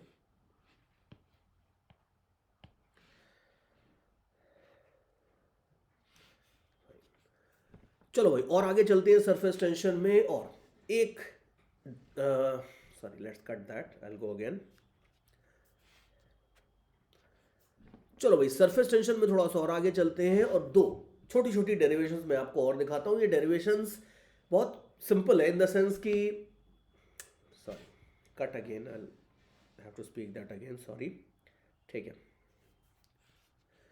चलो भाई सरफेस टेंशन में थोड़ा सा और आगे चलते हैं. Now let us have a look at a pair of very nice and beautiful derivations. And beautiful इसलिए बोल रहा हूँ बिकॉज ये एक ऐसी चीज है जो देखने में बड़ी कॉम्प्लिकेटेड लगती है, लेकिन जब आप सॉल्व करने जाओगे तो यू विल फाइंड कि ठीक है कुछ आइडियाज इंटरेस्टिंग जरूर होंगे लेकिन बड़े सिंपल सिंपल कैलकुलेशंस होते हैं. एंड यू विल इन मतलब 2-3 स्टेप्स के बाद आपका जनरली फाइनल पूरा डेरिवेशन कंप्लीट हो जाता है. But still this is something जो देखने में बड़ा बढ़िया लगता है और मजा भी आता है करने में. देखो हम बेसिकली ये देखने वाले हैं, एक पेयर है बेसिकली, दो डेरिवेशंस है जो बिल्कुल एक दूसरे के सिमिलर ही होती हैं. हम बेसिकली ये देखने वाले हैं कि मान लो सपोज मेरे पास मरकरी की एक ड्रॉप है और मरकरी की ड्रॉप को मैं दो ग्लास प्लेट्स के बीच में रख के ऐसे दबा देता हूँ. ठीक है, मान लो ग्रेविटी को हम नेग्लेक्ट कर देते हैं, सो डोंट गिव मी दो दैट लुक कि सॉरी तो गिर जाएगी नीचे. ठीक है, ग्रेविटी नेग्लेक्ट कर देते हैं और एक मरकरी की ड्रॉप को दो ग्लास प्लेट्स के बीच में रख के हम दबा देते हैं. Now you know very well कि अगर मरकरी की बॉल को ग्लास प्लेट्स के बीच में रख के दबाओगे तो दिस इज समथिंग लाइक जैसे जैसे पेड़ा बनता है फॉर एग्जांपल कि आप चीज़ को पहले गोल बनाओ फिर थोड़ा दबा दो, तो जो पेड़े का जो शेप आता है, या डोनट अगर आप देखो तो डोनट के बीच के होल को भी अगर आप फिल कर दो तो जो शेप बनेगा कुछ कुछ उस शेप की चीज़ बन जाएगी when you press the glass plates. Figure में भी आप देख लो, फिगर में भी मैंने वही चीज़ दिखाई है कि अगर आप एक मरकरी बॉल को दो ग्लास प्लेट्स के बीच में रख के दबाते हो तो ये सिचुएशन आ जाएगी ऐसे. और अगर आपने प्रैक्टिकली कभी करके देखा है तो आपको आइडिया होगा कि उसको दबाने के लिए काफ़ी फोर्स लगता है. थोड़ा सा दबाओगे तो प्रॉब्लम नहीं है, लेकिन जितना ज़्यादा आपको प्रेस करना है, प्रेस करोगे मरकरी ड्रॉप उतनी ज़्यादा फ्लैट होती जाएगी और काफ़ी फ्लैट करने के लिए आपको एक्चुअली काफ़ी फोर्स लगाना पड़ सकता है. और हमारा टारगेट ये है कि मान लो हम ये कैलकुलेट करके देखेंगे कि मान लो मैंने मरकरी ड्रॉप को थोड़ा सा दबा दिया है, इस तरीके से दबा दिया है कि ये डिस्टेंस तो दो प्लेट्स के बीच का डिस्टेंस है वो हो गया है डी, और ड्रॉप का जो ये वाला रेडियस है जो पेड़ा बनेगा एक तरीके से, इस पेड़े का जो ये वाला रेडियस है ये रेडियस हो गया है मान लो आर. ठीक है, जो जो आपको ब्लू कलर से ब्लैक कलर से फिगर में दिया हुआ है ये सारे के सारे पैरामीटर्स आपको नोन है, contact angle, atmospheric pressure, mercury की डेंसिटी, ये सब तो गिवन है, इसमें कोई प्रॉब्लम नहीं है। हमें बेसिकली ये निकालना है कि ये सिचुएशन अटेन करने के लिए हमें फोर्स कितना लगाना पड़ेगा। ये फोर्स अपने को निकालना है, by how much force should I press the plates ताकि मरकरी इस शेप में आ जाए। ये हमारा निकालने का टारगेट है। ये होगी हमारी फर्स्ट डेरिवेशन। और बिल्कुल इसी सेम डेरिवेशन के पैटर्न पे अगर आप जाओगे तो एक सेकेंड डेरिवेशन भी आती है। सेकेंड डेरिवेशन आप देख लो। सेकेंड डेरिवेशन में मैं आपका ये सेम एक्सपेरिमेंट रिपीट करूंगा बाय यूजिंग वाटर। पानी की अगर एक ड्रॉप रख देता हूं दो ग्लास प्लेट्स के बीच में, तो आप सोच के देखो कि इसका इफेक्ट उल्टा होता है। कभी भी मतलब ये चीज ऐसी है भाई, मरकरी तो थोड़ा सा मुश्किल से अवेलेबल होता है, लेकिन water is available very readily. तो आप आराम से ग्लास, कोई भी घर के अंदर कोई ग्लास का पीस मिल जाता है, वो लो। डाइनिंग टेबल की सरफेस जनरली ग्लास की होती है, उसके ऊपर थोड़ा सा पानी डालो और उसके ऊपर एक फ्लैट ग्लास का पीस रख दो। यू विल फाइंड कि उसको स्लाइड करना बहुत आसान हो जाता है। लेकिन उसको अगर आप ऐसे निकालना चाहो तो निकालना बड़ा मुश्किल होता है। क्यों? क्योंकि जब आप निकालने की कोशिश करते हो तो बीच के अंदर जो पानी फंसा होता है वो पानी इसको वापस खींचता है। और उसके ऊपर हम दूसरी डेरिवेशन करेंगे। दूसरी डेरिवेशन में अपन ये देखेंगे कि अगर आप बीच में पानी रख देते हो दो ग्लास प्लेट्स के बीच में, तो नंबर वन, पहली बात तो ये है कि उसमें जो इफेक्ट होता है वो मरकरी का एग्जैक्टली ऑपोजिट होता है। मरकरी ग्लास प्लेट्स को पुश करता है। तो mercury tries to push the glass plates away, इसीलिए आपको उसको उल्टे डायरेक्शन में पुश करना पड़ता है, so that the mercury ball is compressed. यहां पे अगर आप देखो तो मान लो सपोज सिचुएशन ये है कि मैंने थोड़ा सा पानी बीच में डाला हुआ है दो ग्लास प्लेट्स के, और उसके बाद मैं कुछ फोर्स एफ लगा के इन प्लेट्स को सेपरेट करने की कोशिश कर रहा हूं, और थोड़ा सा मुझे सक्सेस भी मिल गई है। मैंने मेरे फोर्स की वजह से ये प्लेट्स के बीच में कुछ डिस्टेंस डी आ गया है। पानी की जो ड्रॉप है उसका ये वाला जो रेडियस है ये आर है, एटसेट्रा एटसेट्रा, ये सब अपने को गिवन है। और हमारा टास्क ये है कि भाई इस तरह की सिचुएशन अटेन करने के लिए मुझे कितना फोर्स लगाना पड़ेगा, ये हम निकालने की कोशिश कर रहे हैं। तो दोनों डेरिवेशंस बहुत सिमिलर होंगी, लेकिन दोनों में इफेक्ट उल्टा है। ध्यान रखना कि मरकरी के को अगर आप ग्लास प्लेट्स के बीच में रखते हो तो वो प्लेट्स को पुश करता है और रिपेल करवाता है एक तरीके से। अगर पानी रख देते हो तो वो प्लेट्स को एक तरीके से अट्रैक्ट करवाता है। और इन दोनों डेरिवेशंस में से मैं पहले आपको एक डेरिवेशन करके दिखाता हूं, फिर उसके बाद ऑब्वियसली दूसरी भी करके दिखाऊंगा। लेकिन जनरली दूसरी डेरिवेशन करवाने की जरूरत नहीं पड़ती है, बच्चे जनरली दूसरी डेरिवेशन खुद से कर लेते हैं। मैं खाली आपको दूसरी डेरिवेशन रेफरेंस के लिए करवा दूंगा कि कहीं अगर अटकते हो तो you can take a reference from that. But चलो स्टेप बाय स्टेप चलते हैं। सबसे पहले जो ये मरकरी वाला केस है, इस मरकरी वाले केस को सॉल्व करके देखते हैं कि इस सिचुएशन में मुझे कितना फोर्स लगाना पड़ेगा in order to make sure that कि ये कंडीशन आपकी अटेन हो जाए। इस सेम फिगर को दूसरे पेज पे अलग से बनाते हैं, so that we can have some space for calculations also. ये फिगर मैंने बना दी अलग से। अब आप देखो, हमारा टास्क बेसिकली ये है कि हमें ये फोर्स निकालना है बाय न्यूटन्स थर्ड लॉ। दोनों साइड से हमें जो फोर्स लगाना होगा वो तो बराबर ही होगा।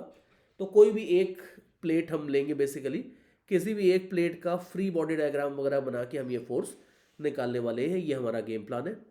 लेकिन सबसे पहले आप देखो कि अगर ग्रेविटी नहीं भी है तो भी बिना ग्रेविटी के भी अगर आप किसी बेचारे मरकरी के बॉल को प्रेस कर रहे हो अगर मान लो, तो उसके अंदर ऑब्वियसली प्रेशर तो ज़्यादा हो गई। ये और दूसरी बात ये भी है कि मैंने ग्रेविटी नहीं है ये बोला है, एटमॉस्फेरिक प्रेशर नहीं है ये तो नहीं बोला है। तो एटमॉस्फेरिक प्रेशर है मान लो, और अगर आप मरकरी को प्रेस नहीं करते तो शायद उसके अंदर जो प्रेशर होता वो एटमॉस्फेरिक प्रेशर के आसपास ही होता, थोड़ा बहुत ही डिफरेंस होता। लेकिन अगर आप प्रेस कर रहे हो तो यहाँ पे मरकरी वाले जो मटेरियल है उसके अंदर जो प्रेशर होगा, let's call this pressure as P। ये प्रेशर ऑब्वियसली एटमॉस्फेरिक प्रेशर से तो ज़्यादा होगा। और हम सबसे पहला काम ये करेंगे कि हम ये निकाल के देखेंगे कि भाई मरकरी का जो मटेरियल है, मरकरी का जो वॉल्यूम है, इस रीजन के अंदर मरकरी का कितना प्रेशर है हम ये निकालेंगे। अगर ग्रेविटी भी होती तो मामला थोड़ा सा गंभीर हो जाता, बिकॉज प्रॉब्लम ये है कि ग्रेविटी अगर होती तो ये प्रेशर H के साथ साथ वेरी भी होता, तो ये बड़ी भारी समस्या हो जाती। दिक्कत ये होती कि यहाँ कम प्रेशर होता, यहाँ ज़्यादा होता, और ज़्यादा होता, और ज़्यादा हो जाता। ऑल्दो उसको भी हम नेग्लेक्ट इसीलिए कर रहे हैं क्योंकि generally this D is very very small, तो उस फैक्टर को हम नेग्लेक्ट कर रहे हैं। या तो ये बोल दो या ग्रेविटी को ये अपन ऑफ कर देते हैं, what ever be the case. हम ये मान के चल रहे हैं कि ग्रेविटी का कोई इफेक्ट की वजह से वर्टिकली प्रेशर वेरी नहीं हो रहा है, और इस पूरे के पूरे वॉल्यूम के अंदर एक जैसा प्रेशर होगा, और उस प्रेशर को हमने डिनोट कर दिया है P से। और ये प्रेशर सबसे पहले हम निकालेंगे अपने कौन से फॉर्मूले से, वो जो अपना फॉर्मूला था, इफ़ यू रिमेंबर, हमारा फॉर्मूला कौन सा होता था, delta P is equal to S into 1/r1 plus 1/r2। ये वाला जो फॉर्मूला था, बड़ी देर बाद ये फॉर्मूला काम में आ रहा है हमारे। इस फॉर्मूले का यूज़ करके हम ये प्रेशर डिफरेंस निकालेंगे। देखो, इस फॉर्मूले को लगाने के लिए एक काम करते हैं, एक पॉइंट लेते हैं एटमॉस्फेयर में और एक पॉइंट लेते हैं मरकरी में, इस तरीके से। ठीक है, मैं इसको अच्छे से मार्क कर देता हूँ। ये पॉइंट बोल देते हैं 1 और ये पॉइंट बोल देते हैं 2। तो ऑब्वियसली 2 के ऊपर प्रेशर ज़्यादा होगा because it is on the concave side. तो P2 माइनस P1 देखोगे तो वो हो जाएगा LHS।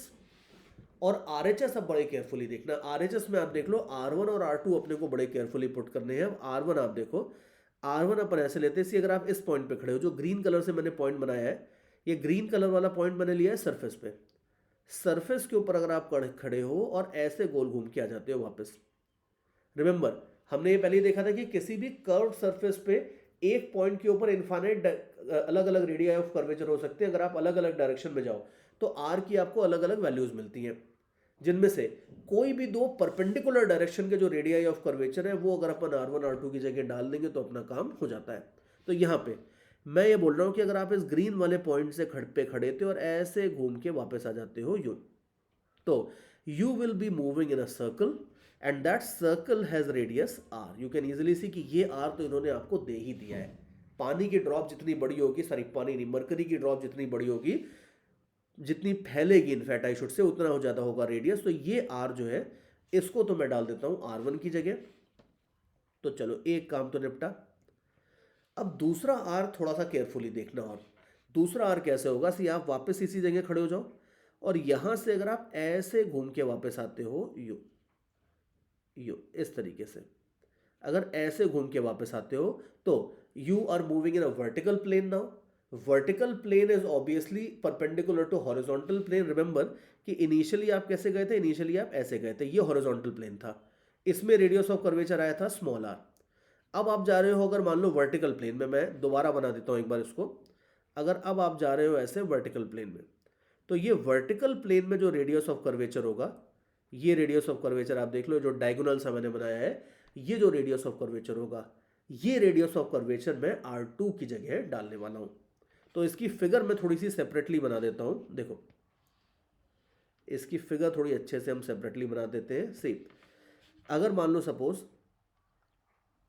ये सिचुएशन थी, सर्कल तो पूरा मैंने रेफरेंस के लिए बना दिया है, लेकिन आप देखो अब ध्यान से, ये वाला जो पार्ट था, this green part is equal to this part, और इसके साथ साथ ये डिस्टेंस अगर d है तो ये डिस्टेंस आपका सेम हो जाएगा d, और ये डायगोनल वाला जो रेडियस ऑफ कर्वेचर है, ये रेडियस ऑफ कर्वेचर हमें R2 की जगह डालना है। तो अभी आप देखो कि ये डिस्टेंस हमें पता है d, और हमें ये रेडियस ऑफ कर्वेचर R2 निकालना है। और एक बड़ी अच्छी बात है कि इन्होंने थीटा भी आपको दे दिया है, थीटा भी आप देख लो। अब मरकरी के केस में ये ऑब्ट्यूस एंगल दे देते हैं, nobody likes obtuse angles, but ठीक है कन्वर्ट कर लेंगे उसको।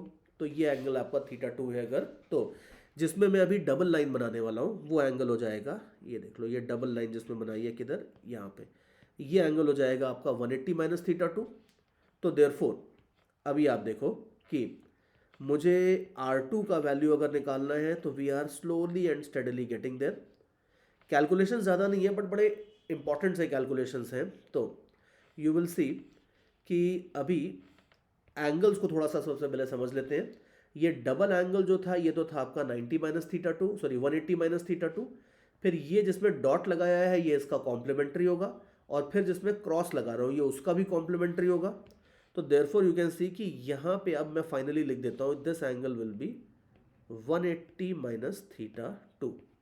और यू कैन ऑल्सो सी कि जो ये वाला डिस्टेंस है, हाफ डिस्टेंस, ये हो जाएगा d/2। तो अब मैं कॉस लेने वाला हूँ, जो एंगल मैंने इधर लिखा है इसका कॉस लेने वाला हूँ। कॉस लूंगा तो मुझे d/2 डिवाइडेड बाय R2 मिल जाएगा। तो let me just go ahead and do that.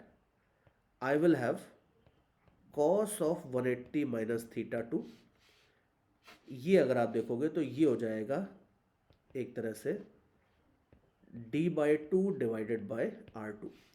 और दूसरी एक और चीज़ देखो, कि हम यहाँ पे चीज़ों का खाली मैग्नीट्यूड देख रहे हैं। तो because R2 is also a magnitude, d/2 is also a magnitude, sine वाइन हम देख नहीं रहे हैं, तो यहाँ पे कॉस का भी मैग्नीट्यूड बेसिकली आप देखोगे। और तो ये हो जाएगा cos theta 2 is equal to d/2 R2। So therefore R2 की जगह आप क्या पुट करोगे, ये हो जाएगा d/2 कॉस थीटा। मैंने पता नहीं क्यों थीटा 2 लिख दिया है, वो थीटा 2 को आप सही कर लो, कर ही चुके होगे अब तक, वो थीटा 2 को वापस थीटा ही कर दो, there is nothing like theta 2 in the question. तो ये आपका सही सही चीज़ आ जाएगी लास्ट में। तो आप देख लो कि R2 निकालने के लिए थोड़ी सी मेहनत करनी पड़ेगी, बट ठीक है वो हमने कर ली है, and now we have R2 also. अब ये R2 को मैं फाइनली इधर रखने वाला हूँ, और इसको छोड़ के मैं बाकी सारा का सारा रफर हटा देता हूँ, it is not required at all now. और अब हम धीरे धीरे ऑलमोस्ट अपनी सही जगह पे पहुँच रहे हैं, because you will be happy to know कि इस प्रॉब्लम में जो मेजर कैलकुलेशन था वो हमने कर लिया है, और अब इसके बस खाली चीज़ें सेट करने का काम बचा है, which we will very quickly do. तो R2 की जगह मैं पुट कर देता हूँ, R2 की जगह अगर आप देखोगे तो D नीचे आ जाएगा, 2 cos थीटा ऊपर आ जाएगा, ये बात है। ठीक है, तो अभी आप देख लो कि प्रेशर डिफरेंस तो आ जाता है इस तरीके से P2 minus P1, and you also know that P1 is nothing but P0 atmospheric pressure. तो जो मरकरी के अंदर प्रेशर है ये हो जाएगा एटमॉस्फेरिक प्रेशर प्लस S, और ब्रैकेट में 1/R plus 2 cos theta divided bye D। यहाँ तक आपने निकाल लिया, ये हमने सबसे पहली चीज़ निकाल ली है कि मरकरी के अंदर कितना प्रेशर होगा, ये हमने कैलकुलेट कर लिया है। और अब फाइनली हम F निकालने की तरफ बढ़ते हैं। अब आप देखो कि मैं ये जो प्लेट है, इस प्लेट का फ्री बॉडी डायग्राम बनाने वाला हूँ। ये प्लेट के ऊपर कितने कितने फोर्सेस कहाँ कहाँ से लग रहे हैं, ये फ्री बॉडी डायग्राम बना के देखते हैं। देखो अब इस प्लेट के ऊपर आप देखो, इस प्लेट में ये वाला जो रीजन है, ये रेक्टेंगुलर रीजन जो है, इस रीजन को आप सबसे पहले देखो, यू विल सी कि इसके नीचे वाले साइड में मरकरी है एट अ हायर प्रेशर, और ऊपर वाले साइड में एटमॉस्फेयर है at a lower pressure.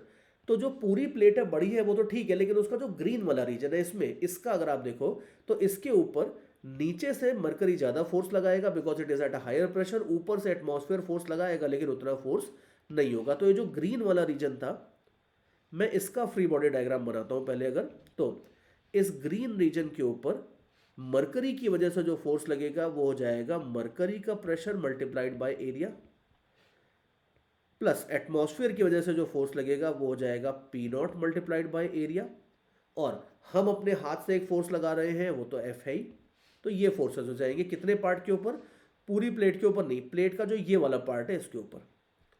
Now you can easily सी कि इसके लेफ्ट और राइट साइड में भी पार्ट्स है, ये वाला पार्ट है और ये वाला पार्ट भी है, इसके ऊपर कोई अलग से फोर्स लगेगा नहीं, बिकॉज आप देख लो कि ये वाला पार्ट है फॉर एग्जांपल, इसके ऊपर हम तो कोई फोर्स लगा नहीं रहे, और एक साइड से भी एटमॉस्फेयर लग रहा है, दूसरे साइड से भी एटमॉस्फेयर लग रहा है, तो ये लेफ्ट वाला और राइट वाला जो पार्ट है इनके ऊपर तो फोर्सेस वैसे ही कैंसिल हो जाएंगे। और बस जो बीच वाला पार्ट है जो हमने बनाया है यहाँ पे, इसमें ये प्रॉब्लम है कि इसके एक साइड में एटमॉस्फेयर है और दूसरे साइड में मरकरी है, और इनके प्रेशर अनइक्वल है, और ये प्रेशर अनइक्वल होने की वजह से मिसमैच है, और उस मिसमैच को बैलेंस करने का ही काम हम अपने हाथ से कर रहे हैं, ये बात है।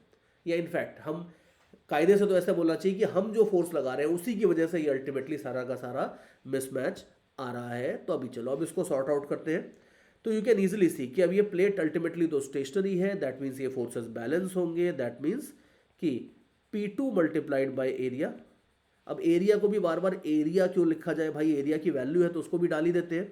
आप देख लो कि ये वाला जो एरिया है, अगर थोड़ा सा 3D में देखोगे तो ये एरिया आपको दिखेगा ऐसे, ये वाला जो एरिया है सर्कुलर एरिया होगा, और इस एरिया सर्कुलर एरिया का रेडियस है r। तो ये सो कॉल्ड एरिया जिसको मैं बोल रहा हूँ this is nothing but pi r square. तो पाई आर स्क्वायर ये हो जाता है, and this is equal to P0 into pi r square plus F। तो हमारे पास फाइनली हमें, इफ यू रिमेंबर, हमें F की वैल्यू निकालनी थी, तो we are almost there. F will be pi r square P2 minus P0। ठीक है, बस अब बिल्कुल it's time to strike the final blow. You can C P2 minus P0 तो हमारी ऊपर वाली इक्वेशन से आ जाएगा। कौन सी इक्वेशन, ये जो ऊपर इक्वेशन है, सिंपल इस जगह से P2 माइनस P0 आप देख लो, P2 माइनस P0 की वैल्यू डाल दो, P2 minus P0 will be simply equal to this fellow. So let's do that. तो ये आपके पास हो जाएगा 1/r प्लस 2 cos θ/t, और एक s था, इसको मैं लास्ट में लिख लेता हूँ, ये आ जाता है f। So finally we have the answer कि हमें ये मिल गया है कि भाई अगर हम इतना फोर्स लगाएंगे तो जो सिचुएशन फिगर में दी है वो सिचुएशन हम अटेन कर लेंगे फाइनली। तो ये रिजल्ट आ गया है। Obviously you don't have to memorize it, दूर दूर तक इसको याद करने की कोई ज़रूरत नहीं है, बट आप समझ लो अच्छे से, बिकॉज अब इसके ऊपर ये छोटे मोटे केसेस बनाते रहते हैं। जैसे ये जो मैंने आपको डेरिवेशन दी है तो जनरल डेरिवेशन है। कई बार ये ऐसा कहते हैं कि मैंने मरकरी ड्रॉप को ना बहुत बहुत बहुत ज़्यादा फोर्स लगा के बहुत फ्लैट कर दिया है। अब आप देखो कि अगर किसी चीज़ को बहुत फ्लैट करते जाओगे तो ये आर बढ़ता जाएगा और डी कम होता जाएगा। तो अगर मान लो सपोज इसमें ये बोलते हैं कि हमने इसको बहुत ज़्यादा फ्लैट कर दिया है, और बहुत ज़्यादा फ्लैट करके क्या कंडीशंस बनेंगी, तो आप देख लो D will be very small. तो यहाँ पे ये वाला जो फैक्टर है इसमें डी डिनोमिनेटर में, स्मॉल चीज़ का डिनोमिनेटर में अगर होती है तो वो चीज़ बड़ी हो जाती है। तो देयरफॉर यहाँ पे अगर आप देखोगे इस केस में तो 1/r वाले फैक्टर को हम नेग्लेक्ट कर सकते हैं। सो दैट मीन्स हम ये बोल सकते हैं कि फॉर लार्ज एफ, इस वाली इक्वेशन में r बहुत ज़्यादा हो जाएगा तो उसका डिनोमिनेटर बहुत में है वो वाला फैक्टर बहुत कम हो जाएगा, तो इसको हम नेग्लेक्ट कर सकते हैं। और बहुत लार्ज f होगा तो उसके लिए हम अप्रॉक्सीमेटली ये बोल सकते हैं कि ये हो जाएगा πr² इंटू 2 cos θ/d। और एक फर्दर अप्रॉक्सीमेशन आप और भी कर सकते हो, दैट थीटा अगर आप देखोगे तो थीटा आपका लगभग 180 डिग्रीज हो जाएगा। बिकॉज अगर आप किसी भी चीज़ को बहुत ज़्यादा फ्लैट करते हो तो यू विल सी, बहुत ज़्यादा फ्लैट करोगे तो it will look somewhat like this, ऐसा कुछ तो हो जाएगा शेप। अब ये जो लास्ट वाला पार्ट होता है, ये वाला पार्ट लगभग जो मैं ग्रीन कलर से कर्व दिखा रहा हूँ, ये वाला पार्ट लगभग सेमी सर्कल हो जाएगा अगर आप किसी चीज़ को बहुत ज़्यादा दबाव देके फ्लैट करोगे। और ये भी ध्यान रखना है यहाँ पे कि जरूरी नहीं है कि एंगल ऑफ कांटेक्ट हमेशा वही मरकरी वाला ही आप यूज़ करो। नेचुरल एंगल ऑफ कांटेक्ट एक अलग होता था, जितना वो फ्रीली चीज़ें राइज होती थी उसमें जो यूज़ होता था। और जो इस तरह की सिचुएशन आती है जहाँ पे आप फोर्स करते हो वहाँ पे तो एंगल ऑफ कांटेक्ट कुछ भी हो सकता है। तो देयरफॉर ये ध्यान रखना है कि अगर आप बहुत ज़्यादा प्रेस कर देते हो तो ये चीज़ लगभग सेमी सर्कुलर हो जाएगी। अब ये चीज़ अगर लगभग सेमी सर्कुलर हो जाएगी तो आप खुद ही देख लो कि जो थीटा आप देख रहे हो जिसको इधर हमने ऑब्ट्यूस एंगल मार्क किया, this will tend to 180 degrees. और उस हिसाब से आप देख लो, हमने यहाँ पे देखा था कि ये cos थीटा का भी हम मॉड ही यूज़ करते हैं। तो अगर आप इसका मॉड ले लोगे cos 180 डिग्रीज का, ये 1 हो जाएगा। तो फर्दर अप्रॉक्सीमेशन करके आप इसको बोल सकते हो πr²s/d, यहाँ तक आप लेके जा सकते हो। आई रिमेंबर एक दो बार इससे कॉम्पिटेटिव एग्जाम्स में पूछा गया इस क्वेश्चन को, और उसमें उन्होंने ये सारे अप्रॉक्सीमेशंस करवा दिए। तो अप्रॉक्सीमेशंस करके अगर आप ये अप्रॉक्सीमेशंस अगर आप शुरू से लेके डेरिवेशन करते हो तो derivation will become a little bit shorter also, because आप खुद ही देखो कि वो थीटा वीटा के कैलकुलेशन नहीं करने हैं, तो कैलकुलेशन थोड़े से कम हो जाएंगे। और अगर ये सब एजम्पशंस नहीं भी करने को देते हैं, आपको जनरल केस भी पूछ लेते हैं, तो वो जनरल केस भी हमने डिराइव करके देख लिया है। तो ये बड़ी छोटी सी बट इंपॉर्टेंट डेरिवेशन है, प्लस बड़ी मज़ेदार भी है। बिकॉज शुरू से अगर आप देखो, शुरू में जिसको नहीं पता होती है कि डेरिवेशन इतनी आसान है, उसको ये बड़ी कॉम्प्लिकेटेड लगती है कि यार पता नहीं कौन सी खतरनाक सी बात अपन करने वाले हैं यहाँ पे। लेकिन once you know this derivation it's very very easy. कोई बहुत लंबे कैलकुलेशंस भी नहीं होते, जितने कैलकुलेशन है वो सब हमारे यहाँ पे आई गए हैं। और छोटे मोटे फर्दर अप्रॉक्सीमेशन करके जो रिजल्ट आता है वो रिजल्ट भी आप देख लो, रिजल्ट काफ़ी और सिंप्लीफाई हो जाता है। और at the end of the day एक चीज़ और देख लो, at the end of the day ये भी है कि ये जो फाइनल रिजल्ट है इसमें आपका जो फोर्स आप लगा रहे हो, ये फोर्स आपका r² के डायरेक्टली प्रोपोर्शनल है। दैट मीन्स कि अगर आप मरकरी ड्रॉप को फ्लैट करना शुरू करोगे तो मरकरी ड्रॉप को फ्लैट करना इतना आसान नहीं रहेगा। अगर आप रेडियस डबल करने की कोशिश करोगे तो आपको फोर्स एक तरीके से 4 टाइम्स करना होगा। तो ये फ्लैट करने का के लिए आपको काफ़ी ज़्यादा फोर्स लगाना पड़ सकता है। एक लास्ट चीज़, चलो इसमें बात कर ही रहे इतनी सारी, तो एक लास्ट चीज़ इसमें और देख लेते हैं। कभी कभी ये लोग क्या बोलते हैं कि मरकरी हो गया या पानी हो गया, ठीक है हम इसमें ज़्यादा फोर्स लगा रहे हैं वो अच्छी बात है, लेकिन ये फोर्सेस इतने भी ज़्यादा नहीं होते हैं कि किसी चीज़ का वॉल्यूम चेंज कर दें। इलास्टिसिटी में हमने देखा था कि चीज़ें कंप्रेसिबल होती है, लेकिन हम इतने भी बड़े फोर्सेस नहीं लगा रहे हैं कि मरकरी का वॉल्यूम चेंज हो जाएगा। तो अगर इसमें आप चाहो तो वॉल्यूम कंजर्वेशन भी लगा सकते हो अगर रिक्वायर्ड हो। कभी कभी ये लोग क्या करते हैं एग्जाम्स में ऐसा दे देते हैं कि मेरे को एक मरकरी ड्रॉप दी है, उसका रेडियस कितना है, उसका प्लेट्स के बीच का डिस्टेंस कितना है, इस सब के बारे में वो बात ही नहीं करते। वो कहते हैं कि मेरे पास एक मरकरी ड्रॉप है, उस मरकरी ड्रॉप का वॉल्यूम है V0, और फिर मैं उसको कंप्रेस करना शुरू करता हूँ, और फिर उसके बाद they ask you questions on that, और उसमें वो आपको R और D में से एक चीज़ नहीं देते, उसके बजाय वॉल्यूम दे देते हैं। तो आप देख लो कि अगर आपको मरकरी ड्रॉप का वॉल्यूम दिया है V0 और आपने उसको बहुत बहुत बहुत ज़्यादा प्रेस कर दिया है, और बहुत ज़्यादा प्रेस करने के बाद ये सिचुएशन हो गई है ऐसी, यू तो यू कैन ईजिली सी कि ये जो चीज़ बनी है, इसका वॉल्यूम अगर आप देखोगे तो अगर ये बहुत फ्लैट हो गया है तो ये कॉर्नर्स का वॉल्यूम नेग्लेजिबल हो जाएगा, और एक बहुत ज़्यादा फ्लैट मरकरी ड्रॉप का अगर आपको वॉल्यूम चाहिए तो वो लगभग सिलेंडर के वॉल्यूम जैसा आ जाएगा। सिलेंडर के वॉल्यूम से मेरा मतलब है कि ये इस तरह से जो मैं सिलेंडर बना रहा हूँ फिगर में, ये जो सिलेंडर है, इस सिलेंडर का वॉल्यूम अगर आप देखोगे अप्रॉक्सीमेटली, तो वो हम वॉल्यूम की जगह रख सकते हैं। तो अगर मान लो वो चीज़ मैं कर देता हूँ, तो volume can be approximately written as pi r square multiplied by d. तो डी की जगह अगर आप रिप्लेस करना चाहो तो डी की जगह आप बोल सकते हो V0 divided by pi r square. तो कई बार ये लोग एग्जाम्स में ऐसा भी क्वेश्चन देते हैं कि वो आपको ये बोल देते हैं कि मेरे पास V0 वॉल्यूम का मरकरी था, उसको दो प्लेट्स के बीच में रख के दबा दिया ना, फिर पूछते हैं कि बताओ कितना फोर्स लगाएं, how much what force should I apply so that जो बीच में अपने पास ड्रॉप बनेगी उस ड्रॉप का रेडियस R हो जाए। तो यू कैन इजीली सी कि वो अगर आपको डी की बजाय वॉल्यूम में दे देते हैं तो भी अपना काम हो जाएगा। This will be like 2 pi r square S divided by V0 upon pi r square, which will be 2 pi square r raise to 4 S upon volume. तो ये जो मैं थोड़ी देर बोल रहा था कि जो ये पहले ये बोल रहा था कि जो फोर्स है वो आर स्क्वायर के प्रोपोर्शनल है, उसकी बजाय अगर आप ये बोलो कि जो फोर्स है वो आर रेज टू 4 के प्रोपोर्शनल है, तो वो ज़्यादा बेटर रहेगा। बिकॉज जैसे जैसे आप इसे दबाओगे, आर को बढ़ाते जाओगे, डी को कम करते जाओगे, वैसे वैसे वॉल्यूम कांस्टेंट रहेगा, एस कांस्टेंट रहेगा, और डी लेकिन कांस्टेंट नहीं रहेगा। तो this is strictly speaking not very correct when I say that force is proportional to r square. ये ज़्यादा अप्रोप्रिएट है कि फोर्स आपका आर रेज टू 4 के प्रोपोर्शनल है। दैट मीन्स अगर आप रेडियस को डबल करना चाहते हो तो आपको 16 टाइम्स इंक्रीज करना पड़ेगा फोर्स, ये बात है। तो यू कैन इजीली सी कि मरकरी ड्रॉप्स को दो प्लेट्स के बीच में कंप्रेस करना, थोड़ा बहुत कंप्रेस करने में प्रॉब्लम नहीं होती, इट इज बाउंसी, मजा आता है फोर्स लगाने में, लेकिन ज़्यादा कंप्रेस करने के लिए आपको कुछ ज़्यादा ही फोर्स लगाना पड़ सकता है, ये बात है। तो this is how these things work. और ये जो डेरिवेशन अभी हमने मरकरी के लिए करी है, थोड़े बहुत पैरामीटर्स चेंज करके हम ये सेम डेरिवेशन अपनी पानी की ड्रॉप के लिए भी कर सकते हैं। ये फिगर मैं आपको दिखा देता हूँ। पानी की ड्रॉप में बस फोर्स आपको अपोजिट डायरेक्शन में लगाना होगा, बट अदरवाइज हमारे बाकी सारे के सारे कैलकुलेशन अप्रोक्सीमेटली सेम रहने वाले हैं। और यहाँ पे आई वुड से कि वीडियो को पॉज करके सबसे पहले try to do this derivation on your own first, और उसके बाद if required you can have a look at my derivation.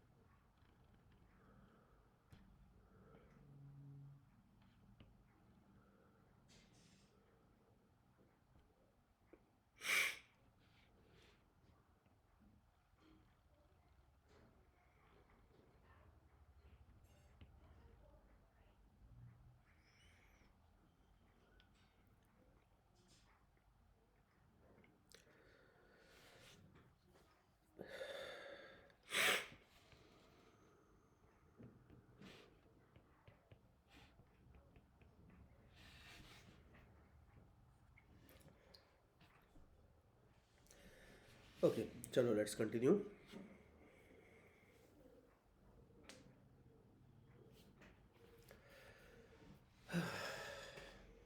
Hello.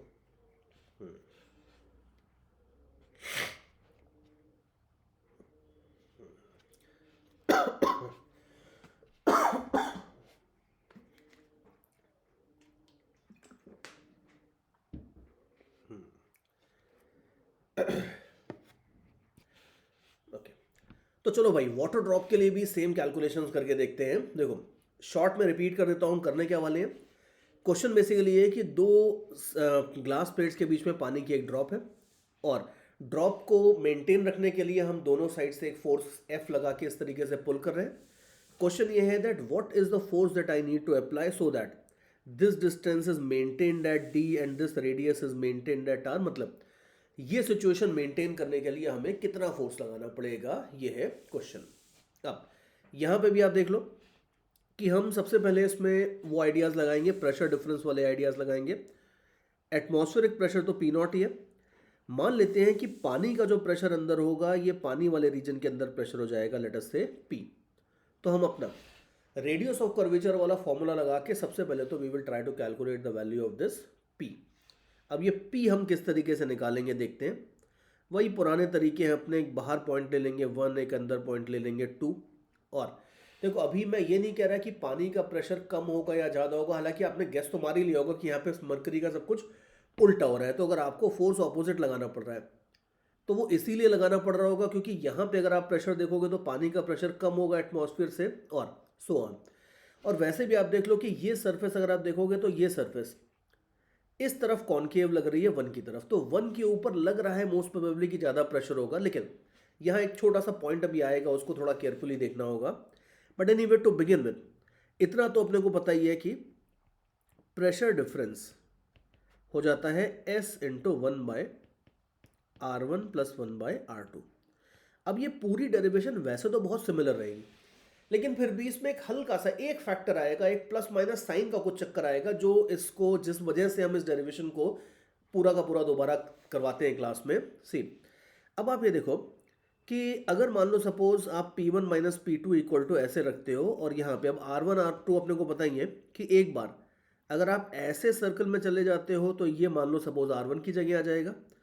दूसरी बार अगर आप एक वर्टिकल प्लेन में सर्कल करते हो तो इसका रेडियस आपका R2 की जगह आ जाएगा। लेकिन खास बात यहाँ पे ये है कि ये जो रेडियाई है R1 R2, इनमें से आप देख लो कि अगर आप मान लो सपोज लेट अस से कि इस साइड में खड़े हो, तो इस साइड में खड़े होगे अगर आप, तो आपको इनमें से एक सर्कल का कॉनकेव साइड दिखाई देगा, लेकिन दूसरे सर्कल का आपको कॉन्वेक्स साइड दिखाई देगा। Let me mark it a little more properly कि अगर आप मान लो पॉइंट 1 के ऊपर खड़े हो, तो पॉइंट 1 के ऊपर अगर आप देखोगे तो ये कर्व आपको कॉनकेव दिखाई देगा, लेकिन जो दूसरा कर्व था कौन सा, ये वाला कर्व आपको कॉन्वेक्स दिखाई देगा।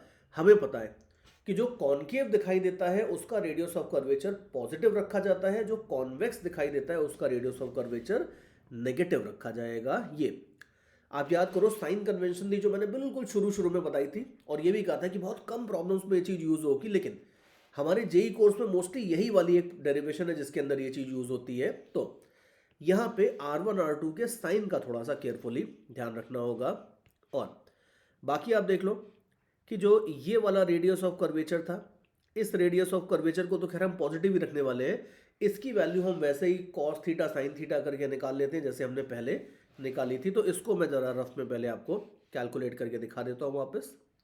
ये बिल्कुल वही डेरिवेशन होगी जो हमने थोड़ी देर पहले देखी थी कि अगर हमें ये वाला रेडियस ऑफ कर्वेचर चाहिए तो यू कैन ईजिली सी कि this distance will be as usual d/2। Angle अगर आप देखो तो अब की बार एक्यूट एंगल है तो हमें कोई प्लस माइनस का भी कोई चक्कर नहीं करना होगा, ये एंगल थीटा है। तो ये जिसमें डबल लाइन बना रहा हूँ ये वापस थीटा हो जाएगा। तो you can easily see that cos theta will be equal to d/2r। ये सारे कैलकुलेशंस रिपीट हो रहे हैं, so I will be going a little bit faster here. और r की जगह अगर आप देखोगे तो लिख दोगे आप d/2 कॉस थीटा, और ये आपका कॉनकेव साइड दिख रहा है यहाँ से, तो आपको इसको पॉजिटिव ही पुट करना होगा। ये मैं पुट करने वाला हूँ R1 की जगह। तो therefore pressure difference P1 minus P2 is equal to S। Now R1 की जगह मैं पुट कर देता हूं ये चीज, ठीक है, R1 की जगह तो ये आ गया। अभी R2 देख लो, R2 के लिए आप देख लो, R2 इज वेरी सिंपल, ये जो सर्कल बना रहा हूं हॉरिजॉन्टल प्लेन में, इसका रेडियस R2 की जगह आएगा। लेकिन अगर आप पॉइंट 1 के ऊपर खड़े होकर देखते हो तो ये उल्टे साइड मुड़ रहा है, कॉन्वेक्स साइड आपको दिखेगा इसका, तो इसका रेडियस ऑफ कर्वेचर की जगह आपको माइनस साइन रखना होगा। तो रखेंगे तो आर ही, लेकिन माइनस आर रखना होगा यहाँ पे। तो देयरफॉर ये बस एक छोटा सा पॉइंट था जो इस वाली डेरिवेशन और पिछली वाली डेरिवेशन में जो डिफरेंस था, अगर आप मरकरी वाली और वाटर वाली डेरिवेशंस में देखोगे तो जो डिफरेंस था वो यही आपके प्लस माइनस का था। Apart from that rest everything is going to remain same. तो ये हमारे पास एक तो प्रेशर डिफरेंस की इक्वेशन बन जाती है। और इसके बाद फर्दर देख लो, फर्दर अगर आप मान लो सपोज ऊपर वाली प्लेट ले लेते हो और ऊपर वाली प्लेट का खाली ये ग्रीन पार्ट लेते हो जो मैं भी हाईलाइट कर रहा हूँ। अगेन अगर आप इस ग्रीन पार्ट का बनाते हो FBD तो वो मैं बना के आपको दिखा देता हूँ। ये सब पुराने ही कैलकुलेशंस चलेंगे। तो यहाँ से पानी का प्रेशर मल्टीप्लाइड बाय एरिया ये लगेगा। यहाँ से अगर आप देखो तो यहाँ से लग जाएगा आपका P0 मल्टीप्लाइड बाय एरिया, और एक फोर्स तो हम लगा ही रहे थे तो वो फोर्स अल्टीमेटली इसके अंदर ही ऐड होगा, तो नीचे ही बना देता हूँ इसको। और एरिया भी आप देख लो पाई आर स्क्वायर वगैरह मैं करता हूँ तो थोड़े बहुत अप्रॉक्सीमेशन तो हम चलाते ही रहते हैं side by side. You will see कि पाई आर स्क्वायर अगर मैं एरिया लिखता हूँ तो ये जरा सा जो साइड वाला एरिया है बहुत ज़्यादा होगा भी नहीं, वैसे इसको मैं एक तरीके से नेग्लेक्ट कर रहा हूँ। और देखो चाहे तो इंक्लूड कर सकते हैं, कोई बड़ी बात नहीं है, इतने जरा से एरिया को इंक्लूड करना पॉसिबल है, लेकिन ठीक है उसकी कोई रिक्वायरमेंट है नहीं, तो नेसेसरली उसमें जाके कैलकुलेशंस कॉम्प्लिकेट करने की ज़रूरत है नहीं। तो अब आप देख लो कि ये फोर्सेस अगर करने हैं बैलेंस तो इसका मतलब है P2 into pi r square plus F is equal to P0 into pi r square.